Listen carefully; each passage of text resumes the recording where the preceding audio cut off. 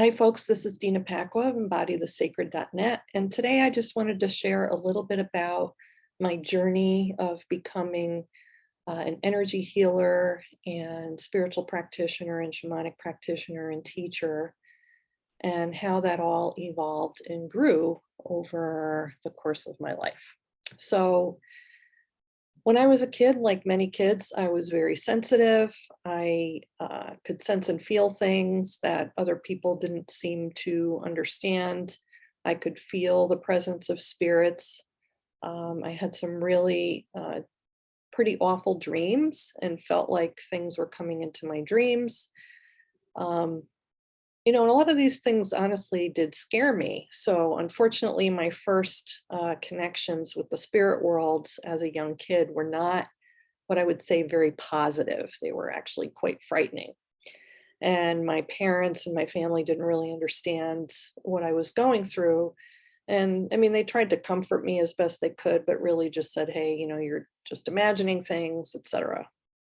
So, I also was raised Catholic, and there was a lot of fear involved in, what I learned and what I was taught through uh, my religion. And it wasn't until I started singing and participating in the music that I really grew to appreciate some of the more beautiful elements of the teachings. I mean, there's a lot that I don't agree with that's come through the church and belief systems and practices that don't resonate with me, but I still very much resonate with the foundational teachings of Jesus, and I resonate very much with and have developed a relationship with Mother Mary. In fact, she was probably the first spiritual being that I ever really connected with on a really deep level. So that really initiating my relationship with Mother Mary and connecting with the angels were two really powerful practices that started for me in my mid 20s. And I was going through a really dark period of having a pretty significant anxiety disorder and obsessive compulsive disorder. And it took about 8 or 9 years for me to really move through that. Now, I did seek out help, from counselors and therapists, and even tried medication, and it didn't work for me. So I was really desperate, desperate to find help in any way that I could. And that's really what pushed me into the field of holistic health, and also exploring my spirituality and seeing where I could find relief, healing, guidance, wisdom, anything that would really make this, very difficult mental health crisis really that I was going through easier or better. So I had met a friend who was pretty open to the spirit world and could communicate with spirits and ghosts and things, and or could feel their presences. And they recommended, reaching out and learning about the angels. So I started reading the few books that were on the market back then. This is going back over 30 years ago. And I did a meditation to connect with my guardian angel. And that was really beautiful and helpful. I also decided to pray the rosary. I hadn't prayed the rosary since I was in school. And I just decided I was going to try that. And I really was desperate for some kind of consolation or confirmation that everything was going to be okay. So I prayed the rosary, and I ended up holding the rosary in my hands. And the most profound thing happened, where the chain link connecting the beads on my rosary transformed from silver into gold. Now, it wasn't tarnished, because tarnish is uneven. This was completely even coloring. And even on the cross, where Jesus is hanging on the cross, that little sign, the INRI sign, changed from silver to gold. But the cross itself stayed silver. The little medallion stayed silver. It was only the chain link really and that little sign that changed to gold. It was really profound. I went downstairs and I showed my mother, and she couldn't believe it either. And changing the rosary beads is actually one of Mother Mary's miracles, and it's actually been written up in books. And I was also reading about her appearances in different sacred places across the globe. And I just felt this very strong presence. And I asked her for a sign if everything was going to be okay. And that was a pretty big sign. So I carried that with me. So even while I was struggling with the anxiety and the OCD, I carried that connection with me. I knew that she was there. I knew that at some point, somehow I was going to figure this out. And, I started other practices, going to see a network chiropractor, a nutritionist. I was trying yoga, meditation, flower essences, and I did start to feel better. So Mother Mary and the angels were really a foundation for me. And I started praying to my angels, asking them for signs and help. And that also helped to carry me through. And then at the age of 30, when I was in a near fatal car accident, and and I've talked about this in other videos as well, so I'm not going to go in depth here, but I had catastrophic injuries. I shattered both femurs, broke my rib cage, collapsed both lungs. I stopped breathing, and I had, massive blood loss. But, the key was not being able to breathe. And I just prayed to God and asked for help. And once I said that prayer, something happened. And I don't know how doctors and nurses I've seen since then, this was over 25 years ago, also don't know how I somehow started to breathe, and it saved my life.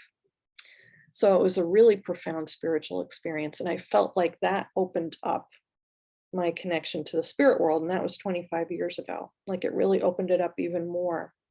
And having that foundation of feeling the presence of Mother Mary and praying to her, and having the angels and feeling my ancestors, it just made a huge difference in my healing and recovery. Like, I felt like, okay, I'm not doing this on my own. Of course, I had, wonderful doctors and nurses. I wouldn't be here without them, and other people praying for me, family members, etc., supporting me. But it was really having that spiritual foundation that was really significant. And that laid the groundwork for my transition into healing work. So I was in the corporate world at the time of that accident. I was a graphic designer and art director, which was work I really did like. And I mean, there are aspects that I love, the creativity, but I really didn't enjoy being in the corporate environment. I felt like I was meant to be on a path of service. I felt like I was called to be a teacher of some kind. I just didn't know how or when that was all going to happen. Then I get into this accident. It's like, well, now you're going to sit and figure this out, because I knew my soul's mission was, again, I was meant to be of service. So, at first I had to heal myself because I was not able to walk, shattering both my legs. So I, had to go through surgeries and had titanium rods and screws put in both my legs. I had, abdominal surgery to repair my liver. Both my lungs had to be repaired. So it was quite a process. But really, I had very miraculous healing. I healed very, very quickly. And, once I recovered enough and was able to drive again, which was after a few months, and I was back to work, I started to go to see a chiropractor, and I started to implement more holistic modalities that I knew I was going to need to really heal. And, some of them were very spiritually based as well. I was doing all the things, and I was very grateful that I was able to do that at the time. So that really, shifted a lot of things for me. To say it was a catalyst is putting it mildly. So I focused on my personal healing, mind, body, and spirit. And I went back to my job in the corporate world, but there was really, I knew in my heart that's not where I was supposed to be. And I just started searching, once I was physically healthy and stable enough, I knew that I was meant to teach other people how to heal themselves. And come to find out, even in my natal chart, having my natal chart read in astrology, it was like, yes, you're meant to teach and help others heal themselves through holistic and spiritual health. So that's, that was a big catalyst for me, again, with the accident. And, I eventually decided to go to massage therapy school because that helped me so much with my own personal healing. I trained in Reiki, which I also had profound healing with, and I have another video that you can check out on my YouTube channel here on my experiences with Reiki, which were extremely mind-blowing and miraculous. And that, just changed everything for me. So I became a massage therapist. I practiced massage for 10 years. I left the corporate world. I, wanted to work with other people who have been hurt and injured like I had, which I did and was able to do. I worked in a lot of clinical environments, holistic environments, everything from doctors' offices in the hospital to chiropractors' offices and healing centers and relaxation centers. So I got to work with, hundreds, if not thousands of people, and it was amazing. It's also very physically taxing. And I was really drawn to teach more. So I was teaching that whole time. And then about 8 years ago was offered this amazing possibility to teach at our local university here, Western Connecticut State University. And I'm able to teach our students about a lot of these holistic mind-body healing practices, cross-cultural healing. But it was a year into my practice as a licensed massage therapist that I met a shaman. I didn't even know what that work was about. I just knew I was called to work with one, and one showed up at the doorstep of where I was working as a massage therapist. And we started doing exchanges, and it just really kind of blew the doors open of my own connection. And then, in my astrology, my natal chart, part of my life's path is working with the earth and being a spiritual practitioner. So I just kept training and taking classes to open up my spiritual abilities and gifts. I trained as seriously in that as I have in other things. It also requires study and dedication. And then I started meeting indigenous medicine people from North and South America, from Tibet, and working with them. And I've been doing that for 18 years. And so that really it was my own healing. It's really the path of the wounded healer. For a Western person, we wouldn't call ourselves a shaman unless you were initiated into the tribal region, Evenki tribal region of Siberia, where that title comes from. But different teachers over the course of the last 30 to 40 years have adapted some of those practices, what I call contemporary shamanism, which are more meditative practices, shamanic journeying, where we can learn to go into the spirit world to connect with our own guides, angels, and ancestors to facilitate healing for ourselves and others. And just like anything else, anyone can be an artist, but not everybody's Michelangelo. It's the same thing with shamanism and energy healing. Anyone can learn a lot of these tools to use for themselves. Not everybody's going to be like a Michelangelo or like Jesus and how he did healing, but we can all learn to do something and to become empowered. And I just love to teach people how to heal and empower themselves in whatever ways are right for them. So thanks for letting me share a little bit about my journey with you today. If you want to learn more, you can visit my website at embodythesacred.net. Thanks so much.